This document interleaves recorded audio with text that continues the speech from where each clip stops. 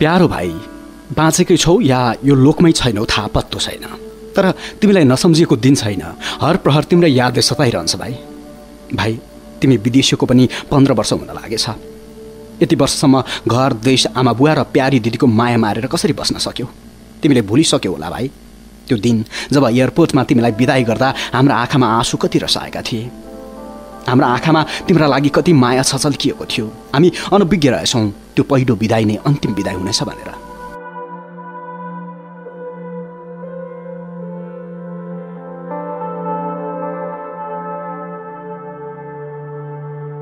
विदेशीको 2 वर्षसम्म त बेला बखत कुराकानी भइरहन्थ्यो तिमीसँग। अझ 3 वर्ष जति लाग्छ होला पढाइसकेर नेपालमै आएर केही गर्छु दिदी भन्ने गर्थ्यौ। तिमीले यसो भन्दा खुसी लाग्थ्यो।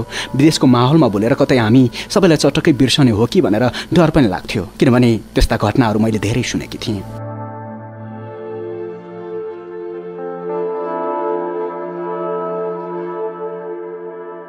महिनामा 2-3 पटक हुने फोन सम्पर्क किन्चित हुँदै गयो बिस्तारै।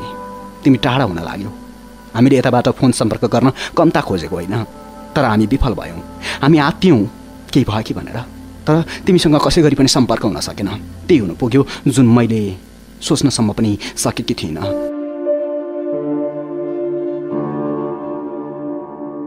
तिमी बिस्तारै हामीबाट बेखबर भयो। भाइ, तिमी अमेरिकाको कुन कुनामा छौ मलाई थाहा छैन। जहाँ छौ, जे छौ, राम्रै छौ, सन्चै छौ होला।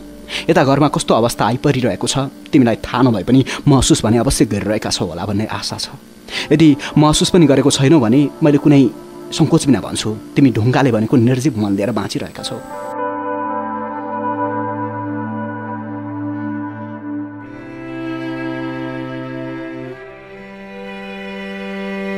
अब त आउँछ छोरो, सपनामा पनि देख्थेँ चाँडै फर्की आउँछु भन्दै थियो भनेर तिम्रै कुरा गर्दै आमा छिनछिनमा भकानिनुहुन्छ।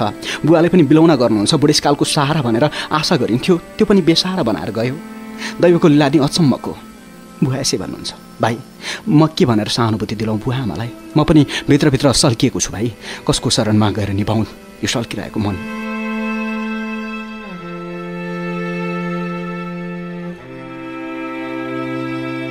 आमा त्यसै पनि भावविह्वल हुनुहुन्छ।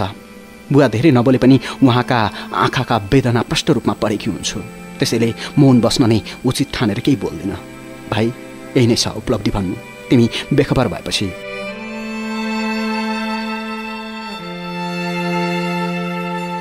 साँच्ची मेरो विवाह पनि भयो। दिदी, तँलाई बिदाई गर्ने बेला मैले डोलीसम्म बोकेर पुर्याउनु पर्छ है, नरोस् है। तिमीले भनेको अझैसम्म पनि याद छ मलाई भाइ। राम्रै परिवार माग्न आएकाले विवाह गरिदिनु भयो। त्यो क्षण मलाई डोलीसम्म लगेर चढाउने न तिमी थियौ न त नरहेकन बस्न नै सकेँ। बाध्यता र बन्धनको आवश्यकता परिपूर्तिका लागि एक दिन विवाह हुनु नै थियो, तर अर्काको घरमा अलि चाँडै भित्रिँदै थिए।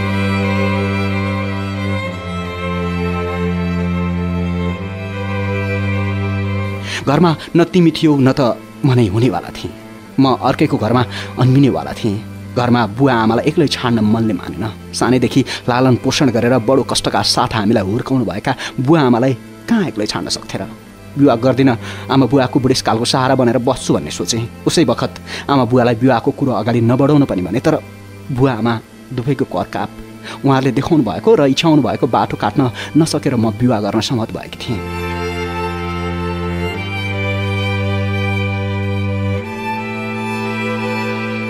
भाइ, तिम्रो दिदीको भाग्य यस्तै रहेछ। के गर्नु, धेरै पढ्न पनि सकिनँ, निकम्मा भएँ।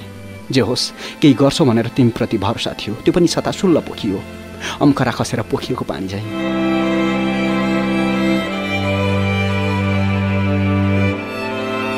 भाइ कहाँ गएको छ र? अरूले सोधेको प्रश्नमा गर्वका साथ पढ्न अमेरिका गएको छ भन्थे, रमाउँथे, प्रफुल्लित हुन्थे, तर यी क्षणिक हर्षहरू सब व्यर्थ रहेछन्। तत्काल ममा हर्ष खुसी केही छैन भाइ। खुसी हुनु पनि कसरी? पहिले मेरो भाइ अमेरिका गएको छ भनेर खुसी हुन्थे, तर अब त्यसमा हर्षित हुन केही तुक देखिन। अमेरिका पसेपछि तिमी त्यहाँको दलदलमा भासिएर हामीबाट दूर भयो।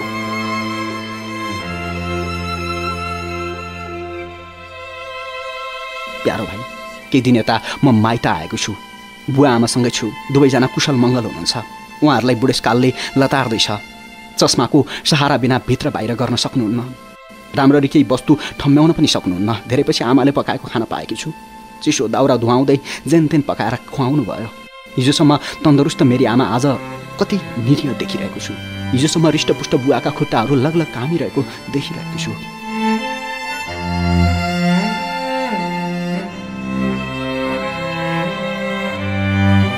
बुवा आमाको यस्तो अवस्था देखेर मन चस्क बिजेको छ। यो देखेर कोठामा गएर धित मरुन्जेल भएँ।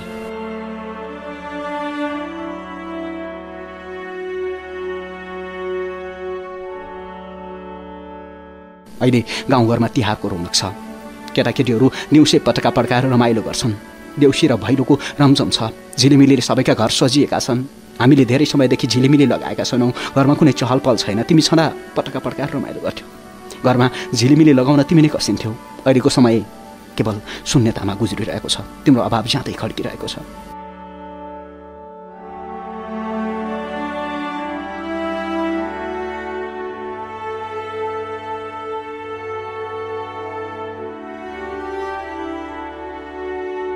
घर अगाडि छप्पकै सयपत्री र मखमली फुलेका छन्। तिमी सदापो जागर गरी गरी माला हुन्थे। अरूका घरमा गइकन फुल सङ्घाल्थे। विडम्बना अहिले फुल प्रशस्त थिए, तर मैले हुनेका माला लाउने तिमी थिएनौ।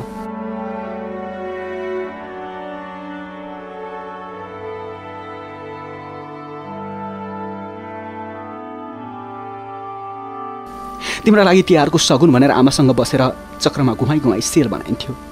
झिलङ्गे, फिनी, अनर्सा आदि बनाइन्थ्यो। तर अहिले त्यो परिस्थिति रहेन भाइ।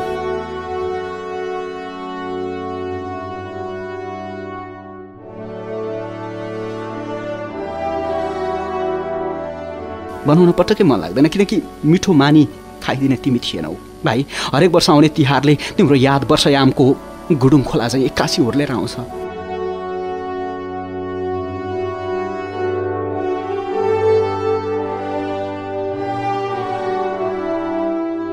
मैले तिम्रो निधार सप्तरङ्गी टिकाहरूले रङ्गाउन नपाएका 15 वर्ष भइसके।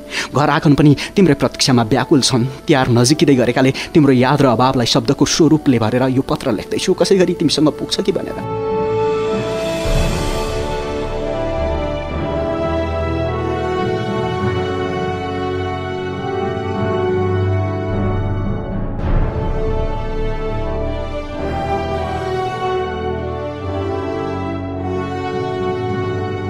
तिमीसँग पुगोस् भन्ने ठुलो धोको छ भाइ। जिउँदैछौ र मेरो पत्र पढिरहेको छौ भने जरुर फर्किआऊ है। यहाँ तिम्रो दिदी आतुर से तिम्रो निधार रङ्गाउन।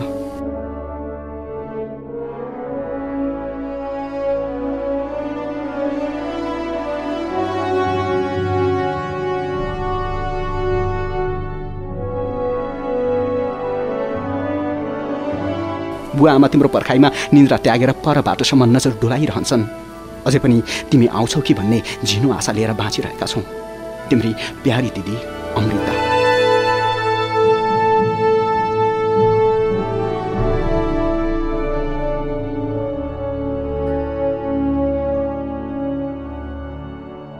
दिदीको चिठी परदेशी भाइलाई टीका लगाइदिने इच्छा। यो चिठीलाई समीर बेलबासेले लेख्नु भएको हो। हामीले यसलाई रातोपाटी.com बाट साभार गरेका हौँ।